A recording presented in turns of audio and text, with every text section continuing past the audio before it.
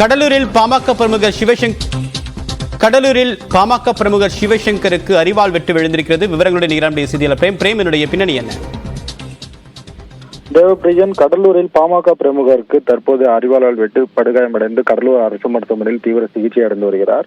கடலூர் சூரப்ப நாயக்கன் சாவடி பகுதியைச் சேர்ந்தவர் பாமகவை சேர்ந்த சிவசங்கர். இவர் வன்னியர் சங்கத்தில் முன்னாள் கடலூர் நகர தலைவராக இருந்துள்ளார். இவரது வீட்டின் அருகே தற்போது மதியம் 4 மணியளவில் வீட்டின் அருகே 3:30 மணியளவில் வீட்டின் அருகே வெளியே நின்று கொண்டிருந்த போது நான்கு பேர் மர்ம நபர்கள் தற்போது அவர்களை அரிவாளால் சரமாரியாக வெட்டியிருக்கிறார்.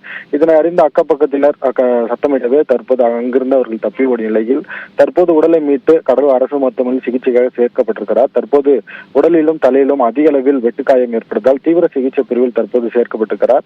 இந்த நிலையில் கடலூர் டிஎஸ்பி பிரபு தலைமையில் தற்போது தீவிரமாக விசாரணை என்பது நடைபெற்று வருகிறது. இது குறித்து ஏற்கனவே ஒரு வழக்கு என்பது நிலுவையில் இருக்கிறது. இவருக்கும் இவரது எதிர்வீட்டிற்கும் ஒரு பிரச்சனை இருப்பதாகவும், ஏற்கனவே இவர் தம்பி பிரபு என்பவர் கடந்த 2 வருடங்களுக்கு முன்பாக இதே இடத்தில் வைத்து ஆட்டோ ஓட்டுநராக இருக்கக்கூடிய அவர் இதே இடத்தில் வெட்டி படுகொலை செய்யப்பட்டார் என்பது குறிப்பிடத்தக்கது. இந்த நிலையில் தற்போது இவர் பாமகவை சேர்ந்த சிவசங்கரும் தற்போது 4 பேர் கொண்ட மர்ம நபர்களால் தற்போது வெட்டுக்காயம் ஏற்பட்டது பெரும் சர்ச்சையை ஏற்படுத்திய நிலையில் தற்போது இது குறித்து இந்த விபத்து குறித்து தற்போது கடலூர் டிஎஸ்பி தற்போது விசாரணை என்பது மேற்கொண்டு வருகிறார். வெட்டுப்பட்டவர்கள் தீவிரமாகவும் தேடி வருகின்றனர்.